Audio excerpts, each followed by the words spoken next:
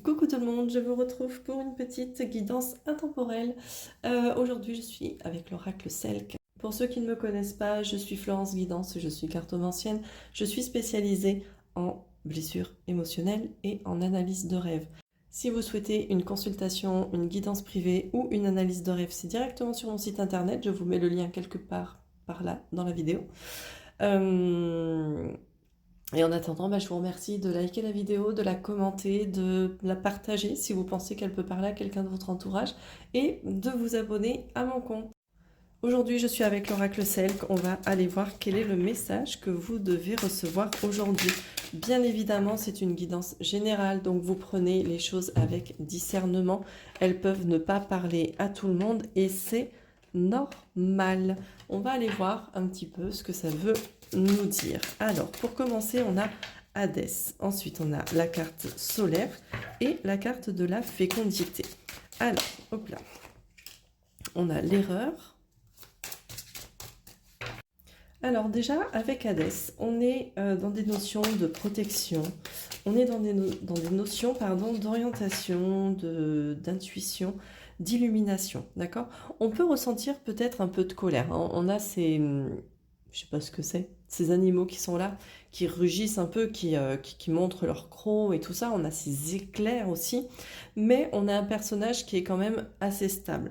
Donc il y a peut-être une colère ou sans aller jusqu'à la colère, il y a peut-être un feu intérieur là il y a un feu intérieur, c'est ça. Il y a un feu intérieur qui est là. Et à côté, on a le solaire. Le solaire, c'est vraiment cette notion de chaleur. Le solaire, c'est la carte qui va désigner un peu le printemps et l'été, d'accord? Bon, là, le message que je vais vous délivrer, c'est pas pour vous dire, ok, ça se passe l'année prochaine. Non, là, moi, ce que j'y vois plutôt, c'est quelque chose de lumineux avec le soleil, quelque chose de chaleureux et quelque chose de fleuri, d'accord? Donc, il y a quelque chose là qui a pris forme, ok? Il y a quelque chose qui est en train de prendre forme. D'ailleurs, on a la fécondité à côté. La fécondité, on peut être dans cette notion purement et simplement de grossesse, d'accord? Mais on peut être aussi dans cette notion de nouveaux projets, nouveaux départs, nouveaux boulots, nouvelles maisons. En tout cas, il y a cette notion de nouveauté qui arrive, de jeunesse, de fraîcheur. Vous voyez les sensations qu'on peut avoir au début de quelque chose. Avec l'erreur, on est peut-être dans cette notion où on a eu des choses par le passé qui nous ont fait un peu souffrir et justement qui nous ont mis en colère par le passé, d'accord? Il y a vraiment quelque chose de cet ordre-là. Mais là, avec cette carte-là, on vous dit de ne pas vous appesantir sur ces erreurs-là, parce que d'ailleurs, c'est peut-être même pas des erreurs, d'accord? Ce sont des expériences, mais on vous invite à ne pas ruminer, d'accord? Si on rumine pas, ça veut dire qu'on revient sur l'instant présent, on reste focalisé sur ce qui se passe là tout de suite au présent. Et c'est vraiment cette invitation-là, avec ces deux cartes qui sont vraiment plutôt chaudes, plutôt... il y a des belles énergies dessus sur ces cartes-là. On a l'isolement. Donc pareil, l'erreur, ça a été de vous isoler. Peut-être que, alors l'erreur entre guillemets, parce qu'encore une fois, pour moi, il n'y a pas d'erreur, mais vous vous êtes peut-être isolé à un moment donné, mais c'était peut-être un besoin. Là où réside l'erreur, c'est peut-être de rester isolé, de rester enfermé, là où on vous demanderait plutôt de sortir, de vous réouvrir justement pour vivre des nouvelles choses. L'isolement, la solitude, c'est très très bien, ça fait beaucoup de bien. Pour moi, ça a été salvateur, mais c'est vrai qu'à un moment donné, on est dans une zone de confort, et cette zone de confort peut devenir inconfortable. On a Chronos. Chronos, c'est le dieu du temps. C'est intéressant parce qu'il tombe sous la fécondité. La fécondité, c'est aussi cette notion de temps. Quand on crée quelque chose, quand on fait un enfant, quand on crée un nouveau projet, ça demande du temps, de la patience. On a le message. Vous allez peut-être recevoir une nouvelle prochainement. Alors, peut-être par rapport justement à un nouveau projet, peut-être par rapport à une grossesse.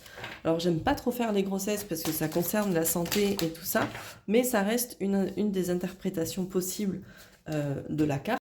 Donc, je la donne. Mais c'est vrai que on va plutôt parler de nouveaux projets, nouvelles situations. Vous l'adaptez justement à votre vie et à votre situation. Qu'est-ce qu'on peut me dire de plus? On a le message, on a les nouvelles qui vont arriver. On a le chaos. Alors le chaos, on voit, elle est très belle cette carte. Je vais vous la montrer un peu plus près. On a le chaos, on a des éclairs, on a le feu, on a plein d'éléments comme ça. Peut-être que ce message que vous allez recevoir, cette information, cette nouvelle, ça va vous provoquer intérieurement un gros chamboulement, ok? Ça ne veut pas forcément dire que c'est négatif. Les chamboulements ne sont pas forcément négatifs, hein, d'accord? Ça peut être un chamboulement émotionnel, ça peut être un chamboulement physique, psychologique, peu importe, mais en tout cas, vous allez apprendre quelque chose qui fait que ça va vraiment faire comme un tourbillon dans votre tête. Et là, ensemble, on a le choix et la rapidité qui sont tombés.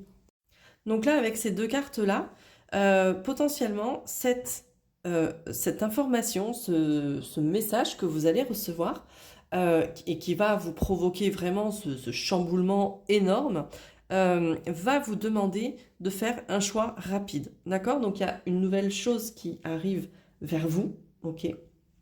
Un nouveau projet, une nouvelle personne, une nouvelle situation, éventuellement une grossesse, je le répète. Vous allez la prendre.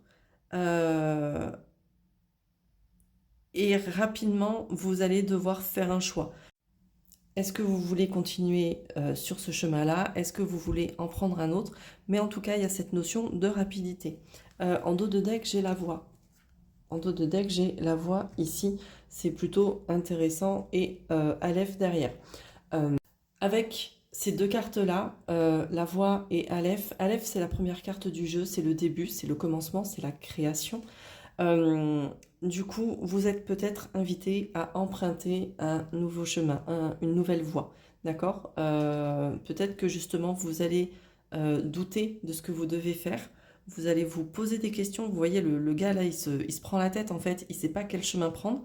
Mais du coup, avec ces deux cartes-là, la voix et Aleph, peut-être qu'on vous invite justement à accepter, à accueillir cette nouvelle voie qui se présente à vous, ce nouveau projet, cette nouvelle situation, cette nouvelle personne. Les cartes, en fait, les cartes dans leur ensemble, c'est marrant parce que, je vais la mettre ici, celle-là, on a vraiment un côté gauche, tourné vers le passé, qui est plutôt sombre, qui est plutôt coléreux, qui est plutôt, vous voyez, dans des tons... c'est le feu, c'est la colère, c'est tous ces trucs-là. Et on a un côté droit qui est tourné du coup vers le présent et le futur, où c'est plutôt lumineux. Là, il y a des nuages, mais il y a le soleil qui est derrière. Les cartes sont vraiment lumineuses en fait. Donc, vous êtes peut-être un peu en flip par rapport à ce nouveau projet, cette nouvelle situation, éventuellement, encore une fois, je le répète, une grossesse, mais je pense qu'il y a vraiment quelque chose de beau qui peut se produire pour vous par rapport à ça. Donc voilà ce que je pouvais vous dire aujourd'hui. Dites-moi en commentaire si ça vous parle, si ça résonne avec vous. Et puis moi, je vais vous souhaiter une bonne journée. À très vite!